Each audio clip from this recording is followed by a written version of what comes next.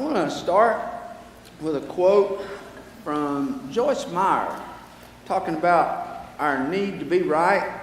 The title of this message is The Fight to Be Right. The high cost of always being right about everything.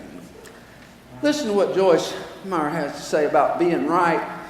She says, being right is highly overrated. It's amazing the price we pay in ruined relationships and personal misery just to have the feeling, I told you I was right.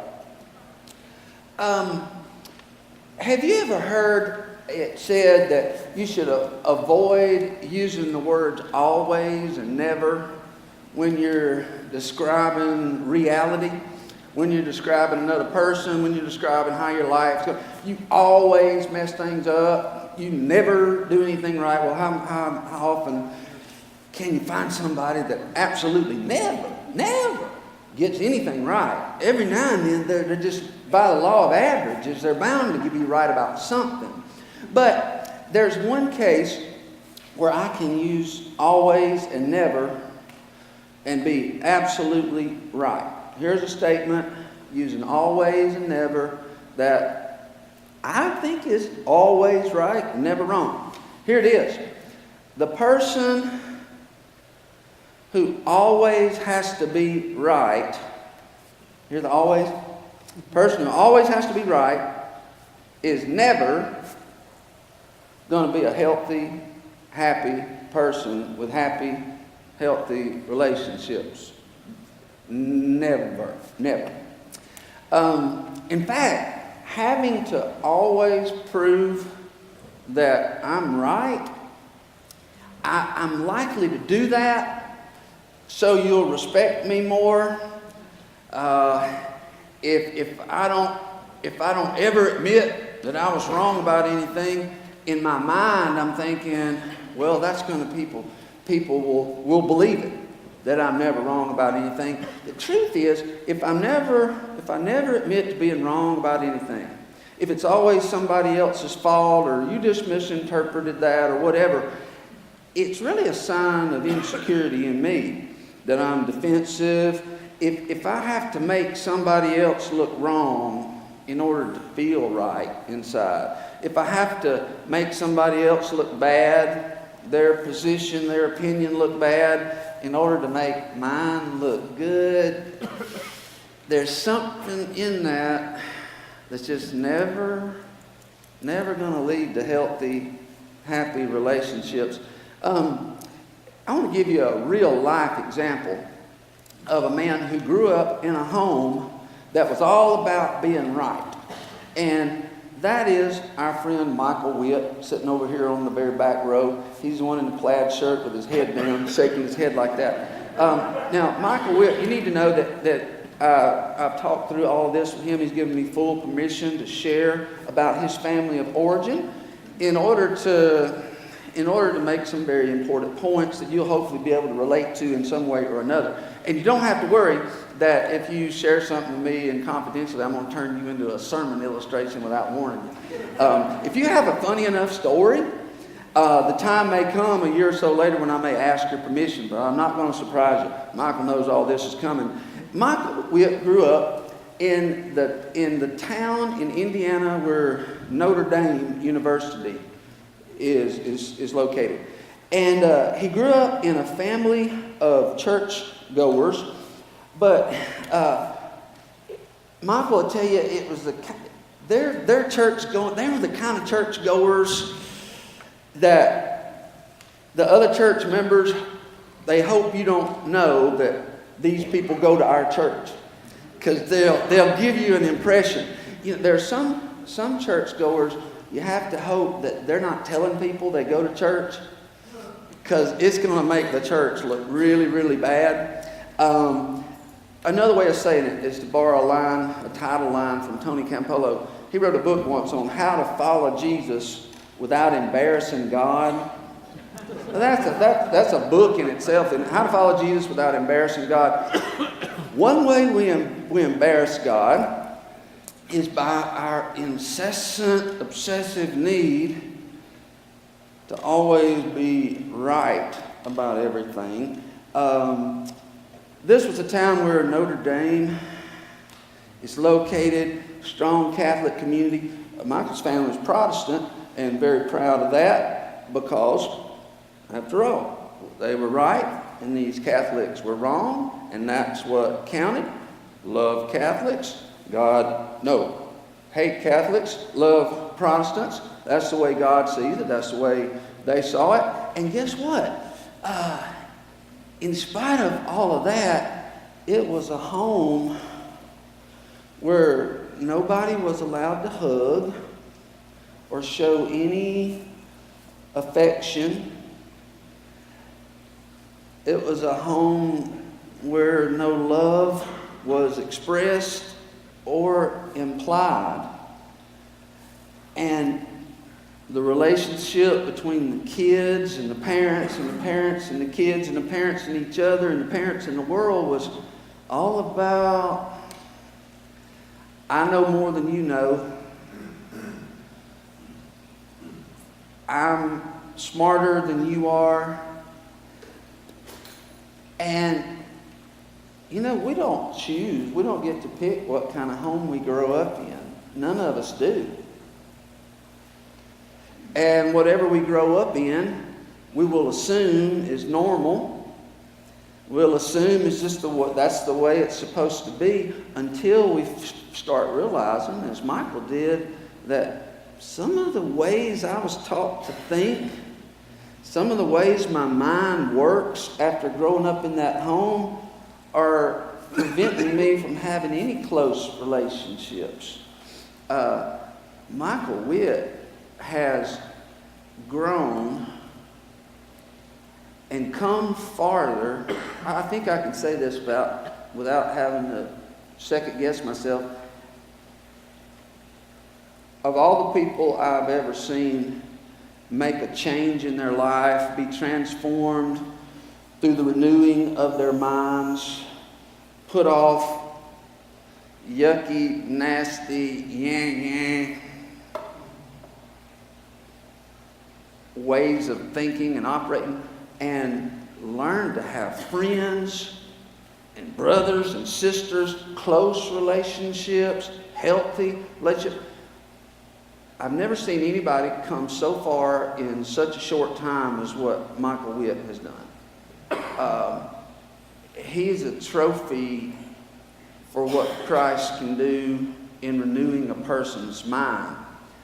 That's happened in Michael's life, but so far he's the only one in his family that's happened with.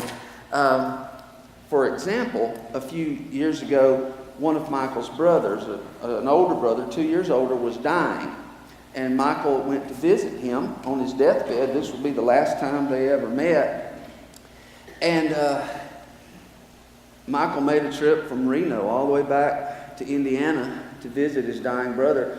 But they couldn't have a conversation because all his brother wanted to do was interrogate him with trivial questions.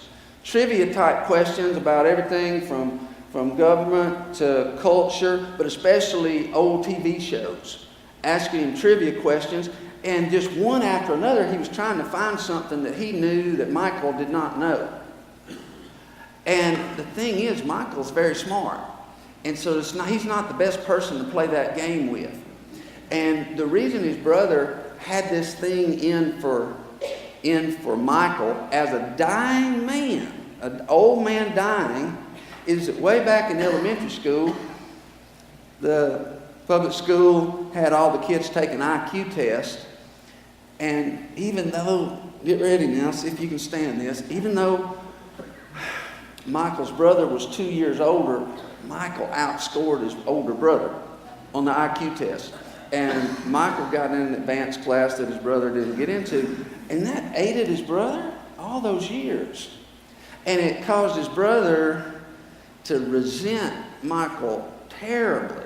Now, I want to stop and ask you a question right there. Just freeze that. Back in childhood, Michael scored higher on the IQ test, so for the rest of his life, his brother resented him. does that say something about Michael, or does that say something about Michael's brother? It says something about his brother. If you're that person that is resented for no good reason, you need to realize that just because somebody doesn't like you doesn't mean there's something wrong with you. Just because somebody is mad with you doesn't mean that you really have anything to be ashamed of, or perhaps not even anything to apologize for. It says a lot about us. You can tell a lot about a person by what it takes to get them mad. What they get mad over, what they hold grudges over, what they hang on to, says a lot about a person. It says a lot about their level of spiritual maturity. And it says something really sad sometimes. If I've got this 60-year-old resentment that I still haven't outgrown, maybe I haven't grown very much. And maybe I better start growing while there's still time. Well, there was this interrogation, and Michael's brother would ask him one question after another, and finally his brother just got real mad, and he said this. This is a direct quote. I wrote this down as Michael told me. The brother said, "Is there anything you don't know?" And Michael said, "Well, not that anybody's brought to my attention yet."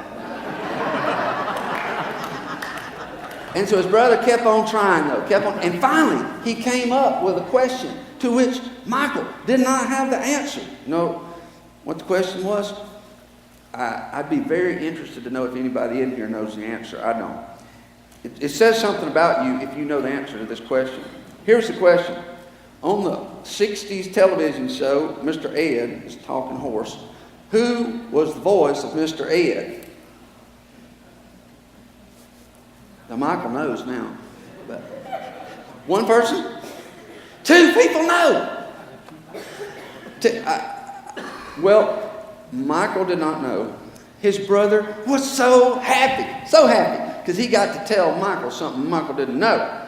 And guess what? Really put the sugar and candy on top of the cake.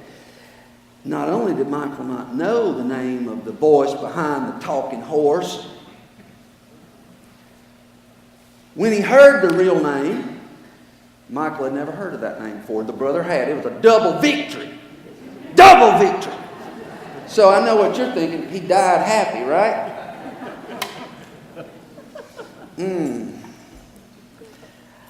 I wasn't there. I don't know what he was thinking as he was dying, but I know that kind of thinking does not lead to dying happy or healthy. It doesn't lead to having a bunch of people close around you who love you and you love them. Because we tend to die as we've lived. Now, I've already said that Michael has grown a whole lot, but all of us can at times revert back. We don't stay there very long, hopefully we catch it. And Michael had an auto accident about 3 weeks ago, and it was not his fault. Now, you need to know this was not his fault. He was in the right. It was an accident, but it was somebody else's fault. He was going through a four-way stop. He came to a complete stop, started out across there, and this ridiculous man ran the stop sign and slammed in, hit Michael. You'll see a picture of the damage. The thing you need to know about that damage right there to Michael's car, this was part of the condition of me sharing this. You have to know that was not his fault. It's very important that you know that. And Michael said this with his tongue in cheek afterward, because he said, you know, the thought occurred to me that if I'd been killed in that automobile wreck, if it had been a head-on collision and I just died instantly, at least at my funeral, Lance, you could have gotten up and said, listen, folks, it was a horrible, tragic accident. I don't know how we're all going to deal with it, but there's a bright side. It was not his fault. He was in the right. He was in the right. And on his tombstone, Michael Witt, 1948 to 2019, and big caps under there, this was not my fault. That could make it all worth it, don't you think? I want to ask you a question.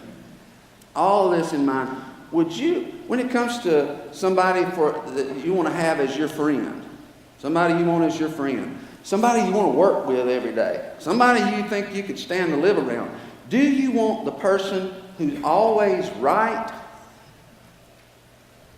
Or do you want the person who's always connected to you?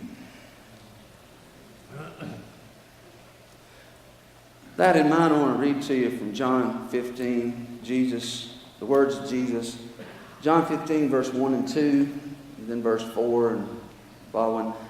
Jesus said, I'm the true grapevine, my Father is the gardener. He cuts off every branch of mine that doesn't produce fruit, and he prunes the branches that do bear fruit so they will produce even more. Remain in me, and I will remain in you. For a branch cannot produce fruit if it's severed from the vine, and you cannot be fruitful unless you remain in me. Verse 9. I've loved you even as the Father has loved me. Remain in my love. Think about the vine. What's he telling you your job is? If he's the vine, the Father is the gardener, you're a branch. The most important thing you can do is remain connected to the vine. Don't let anything mess up your connection with the vine.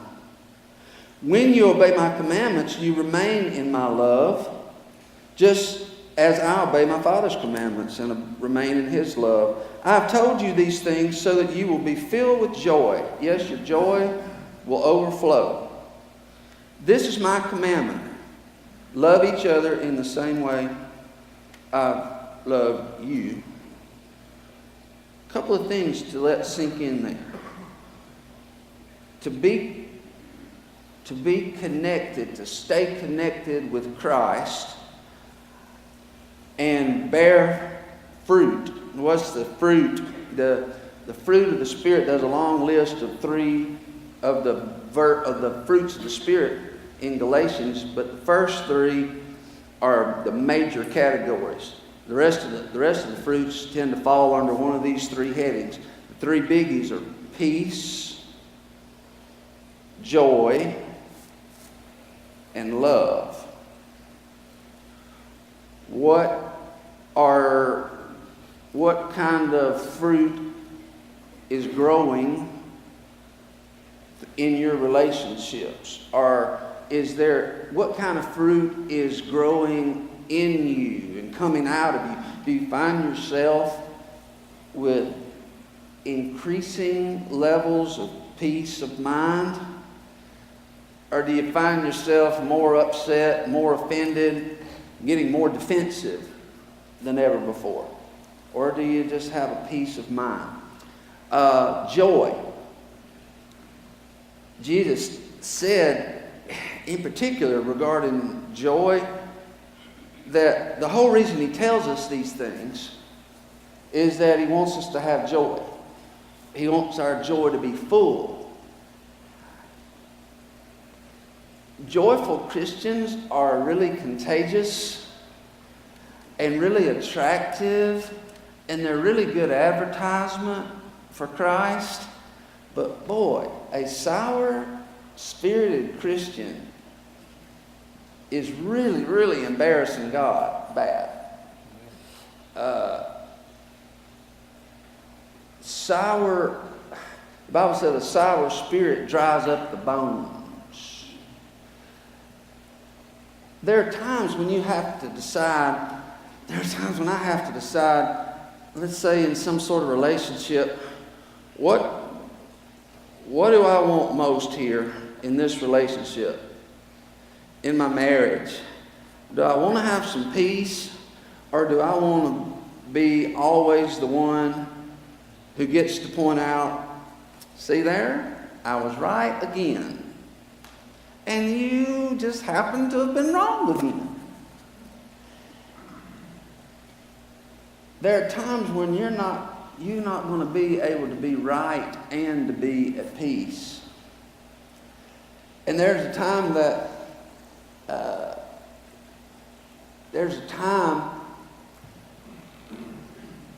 when you have to choose between your ego, your need to feel like you're right, and the relationship itself.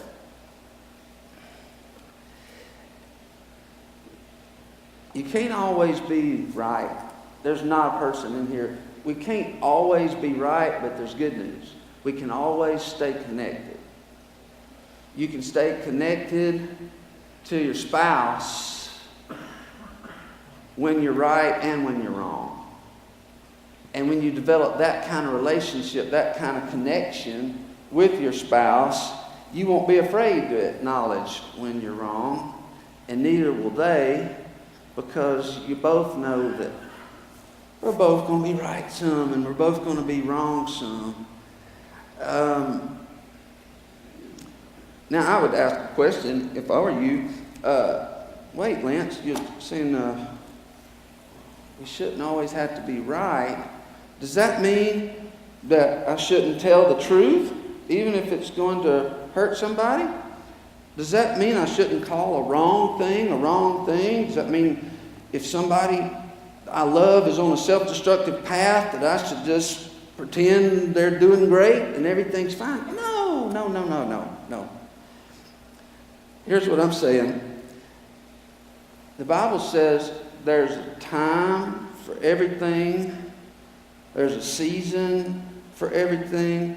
There's a place for everything. Ecclesiastes chapter 3.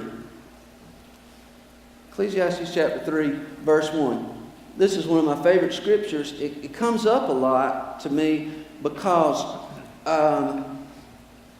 when you get started applying a scriptural principle in your life,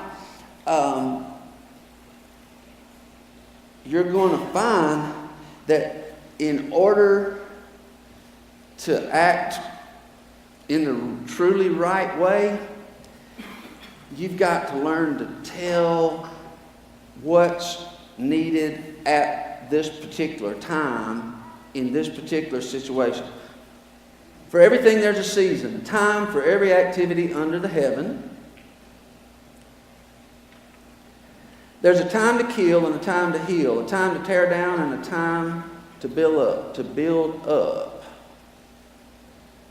There's a time to tear and a time to mend, a time to be quiet and a time to speak. A time to love, a time to hate, a time for war, a time for peace.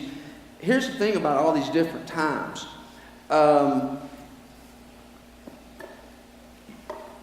Most of us are geared by our temperament or our raising or the way we've had to learn to become to make it in the world. We're geared more toward one time than the other. And what I mean is, some of us are just better at killing than healing. Some of us find it easier to just throw things and people away than to work with them, to trust the process and trust God. And here's the deal: whatever comes most naturally to you, your first instinct will always be, it's time to kill, it's time to hate, it's time to do whatever you most naturally do. I'll put it this way. You ever heard that said, when you're a hammer, everything looks like a nail, right? If you're a hammer, that's the only tool you've got. Everything looks like a nail. And you know what? If you're a hammer all the time, a whole lot of unfortunate people are going to get nailed all the time. If I'm a hammer, though, here's the way I'd like for it to be. Okay, I'm a hammer. How about I do all the hammering and somebody else do all the healing? Could we work out such a deal? Well, all hammering will make Jack a dull boy. All hammering will make Jack a lonely boy, isolated from other people and isolated from God. Don't view it that I've got to choose between being a hammer and a pushover. Neither is good. Neither is good. The real choice is learning to recognize what time it is, because everything is beautiful in its time.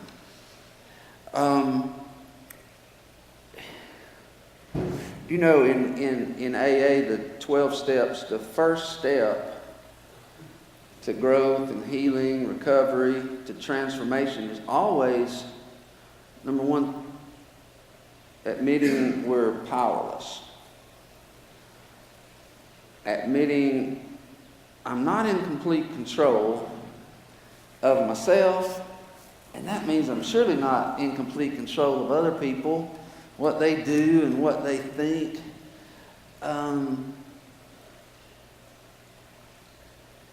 Here's a way, here's a helpful tool.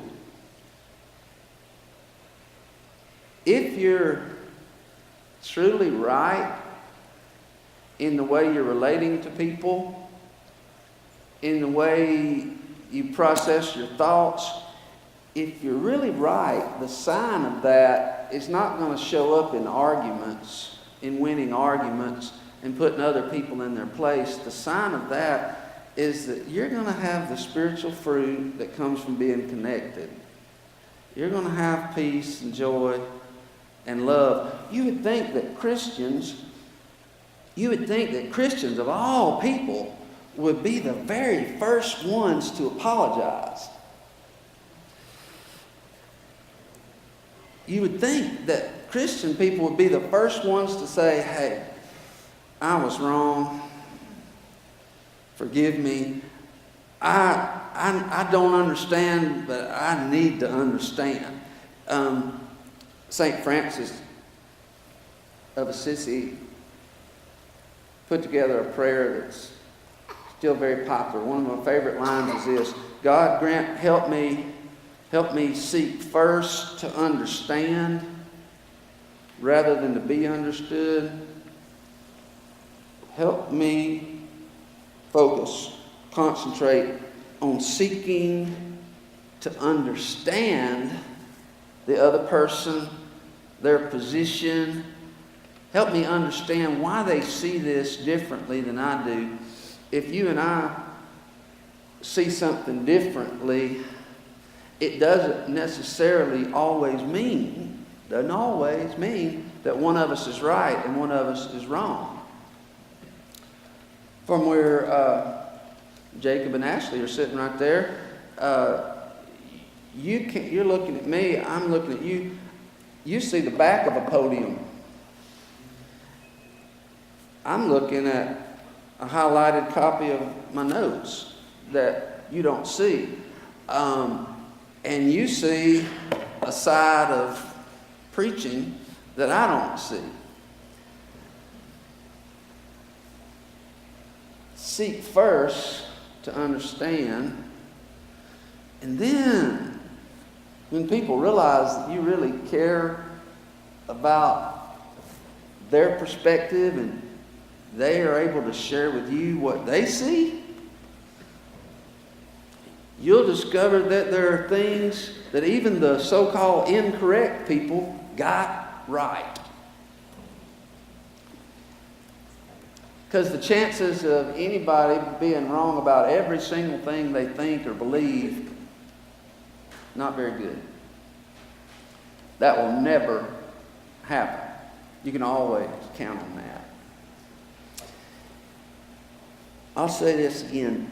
You can't always be correct, but you can stay connected to Christ and to other people. And you stay connected to Christ by staying in a spirit of love. Love seeketh not its own, the Bible says. 1 Corinthians 13, love seeks not its own.